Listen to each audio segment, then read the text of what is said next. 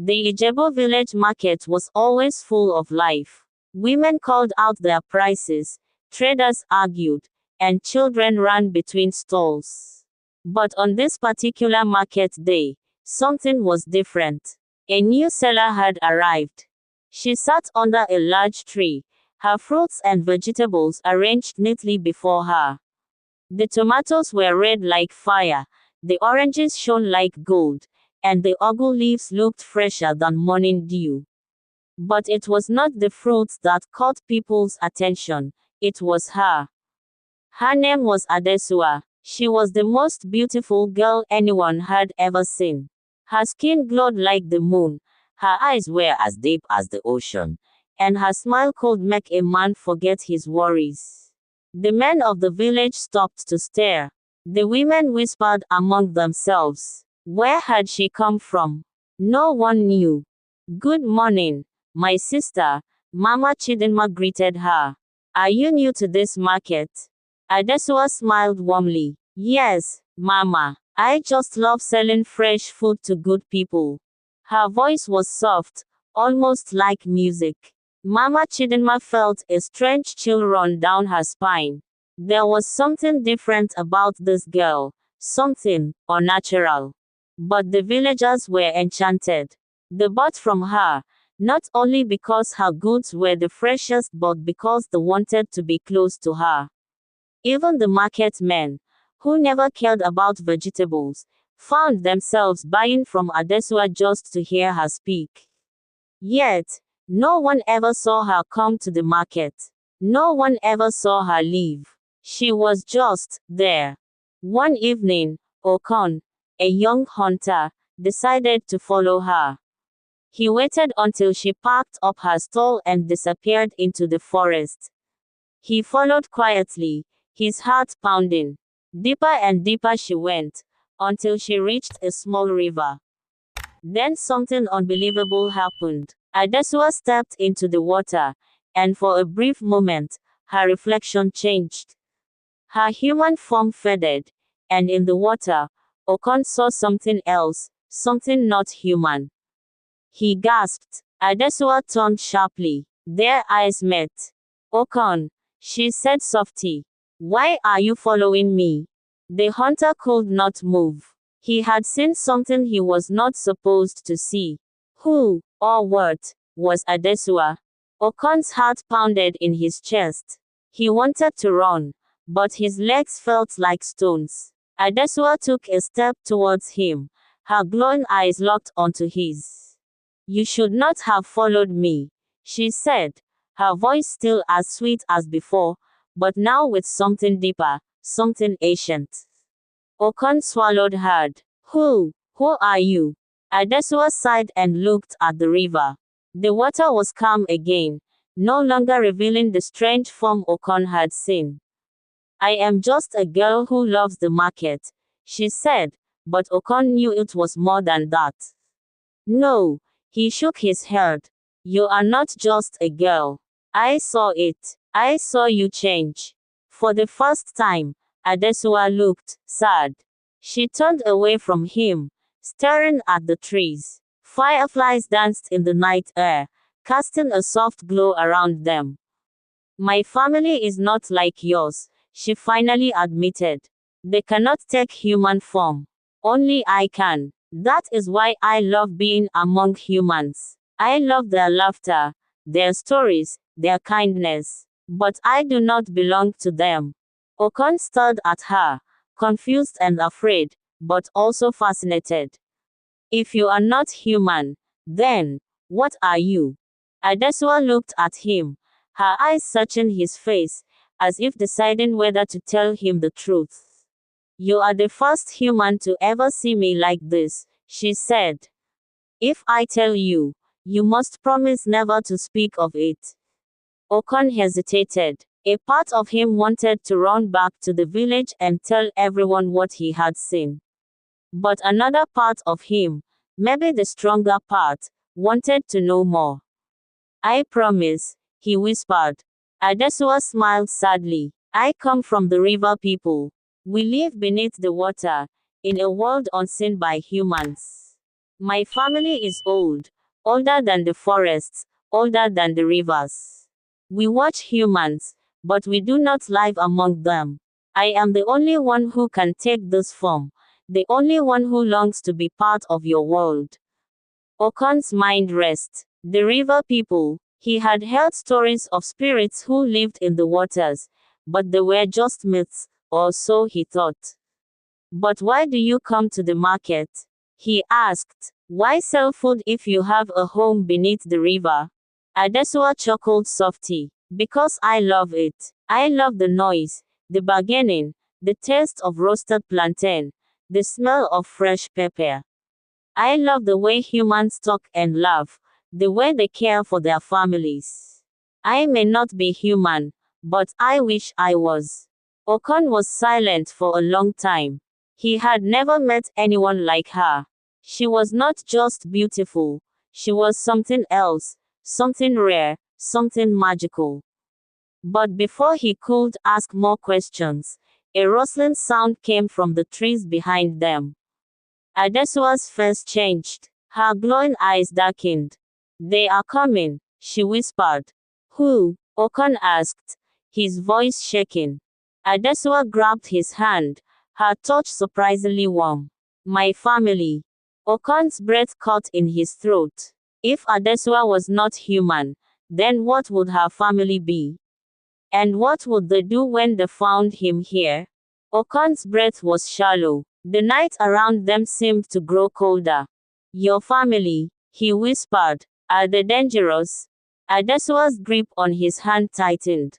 They do not trust humans. If they find you here, they will not be kind.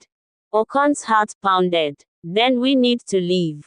Adesua shook her head. I cannot leave yet. If I run, they will know something is wrong. She looked into his eyes, her expression serious. Go back to the village, Okon. Do not tell anyone what you saw. Please. Okon hesitated. He wanted to stay, to ask more questions, but the sound in the trees was getting closer. He nodded and stepped backward, then turned and ran as fast as he could. As he disappeared into the darkness, Adesua took a deep breath and faced the trees.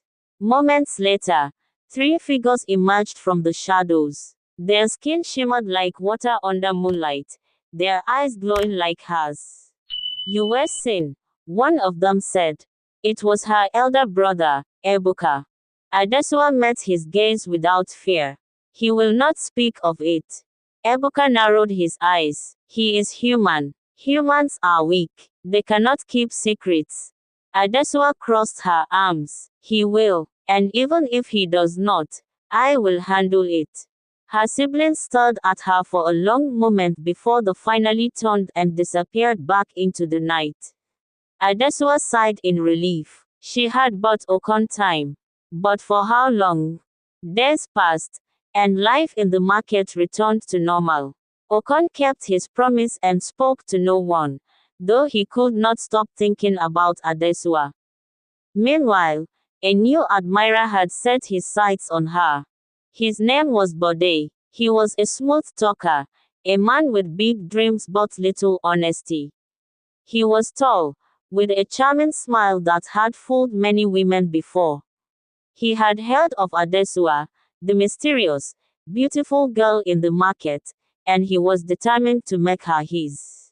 One afternoon, Bode approached her stall. Adesua, my dear, he said, flashing his best smile.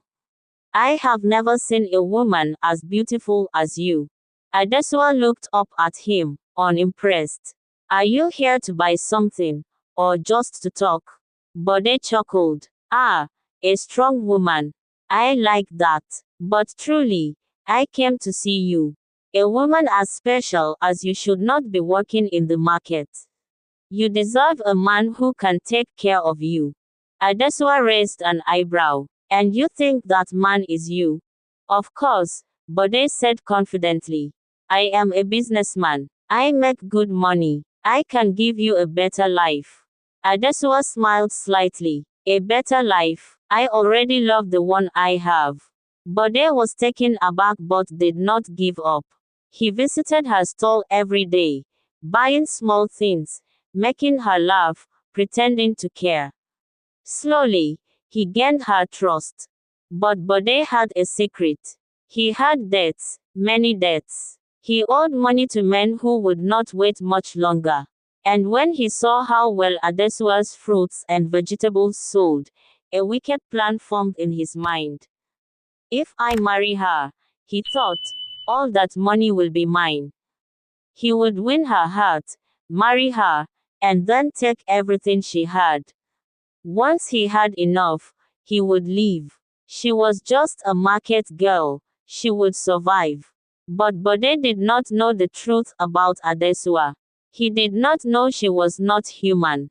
And he had no idea what would happen to him if he betrayed her. Bode continued his plan, playing the role of a perfect suitor.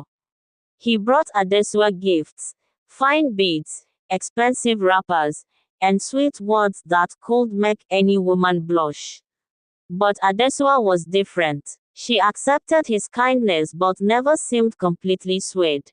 One evening, as the market was closing, he walked her home, carrying her basket of unsold vegetables. Adesua, he said, his voice smooth, I know you are strong and independent, but a woman should not have to work so hard. Let me take care of you. Adesua smiled but said nothing. She enjoyed the market, the people, the laughter. But she also knew men like Bode, men who spoke sweet words but carried hidden motives. Still, she let him believe he was winning her heart. She was curious about him, about his intentions. One night, after Bode had left the market, Okon appeared. You should be careful with that man, he said. Adesua turned to him, amused. And why is that, Okon? Okon scratched his head. Because I know his type. He is not looking for love, he is looking for money. Adesua looked at Okon for a long time. And you, what do you want from me? Okon hesitated. He had never thought about it. Did he want her love, friendship, or was he just drawn to the mystery of her? I don't know, he admitted. But I do know you deserve someone better than him. Adesua chuckled softly. I can take care of myself, Okon. Okon sighed. I hope so. Bode, on the other hand, was growing impatient. He had debts to pay, and the men he owed were watching him closely. One evening, he sat in a local palm wine joint with his friend, Sheyi. She likes me, Bode said, grinning. It is only a matter of time before I make her my wife. Sheyi smirked. And then what? You take her money and leave? Bode laughed. Exactly. I will convince her to trust me, take control of her business, and once I have enough, I disappear. She is just a market girl, she will survive. Sheyi nodded, sipping his drink. Just be careful, that girl is different. Bode scoffed. Different how? Sheyi shrugged. I don't know. She came from nowhere. No family, no past. People whisper about her. Some say she is not ordinary. Bode chuckled. Superstitions. She is just a woman. And soon, she will be mine.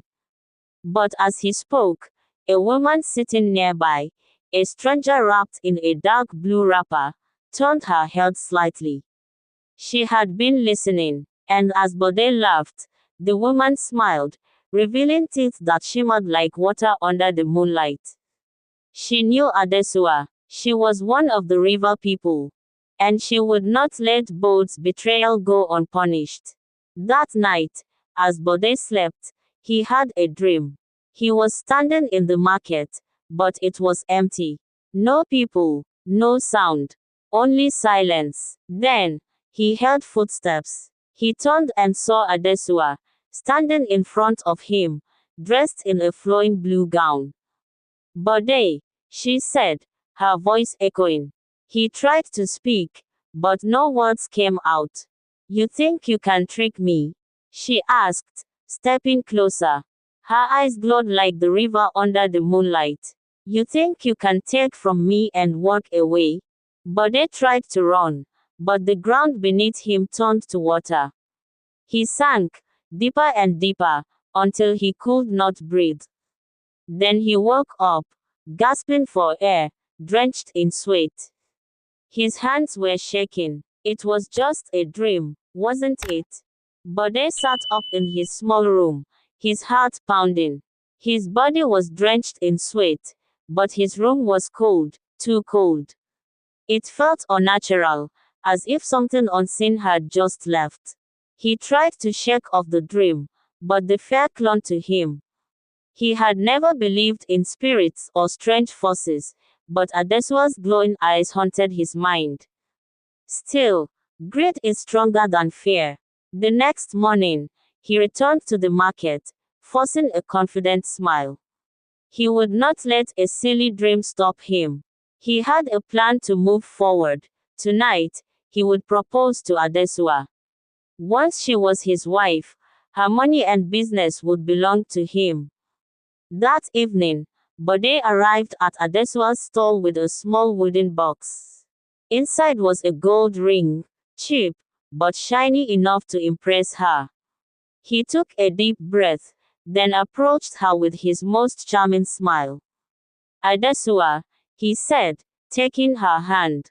You are the most beautiful woman I have ever met. I cannot imagine my life without you. Will you marry me? The market grew silent. The traders, customers, and bystanders all turned to watch. Everyone was eager to know her answer. Adesua looked at the ring, then at Bode. Her eyes were unreadable. Bode, she said softly, do you love me? Of course, my dear. He said quickly, with all my heart. She tilted her head. And you will take care of me? Yes, Bode nodded eagerly. I will give you the best life. A small smile played on her lips. You will never betray me. Bode placed a hand on his chest. I swear on my life. Adesua chuckled, a soft and knowing sound. Your life. Bode hesitated. Something about the way she said it made his stomach twist. Then she took his hand and turned its palm up. Slowly, she traced a circle in the center with her finger. Bode shivered. It felt like her touch was sinking into his skin. Bode, she said, her voice sweet but firm. Do you know who I truly am?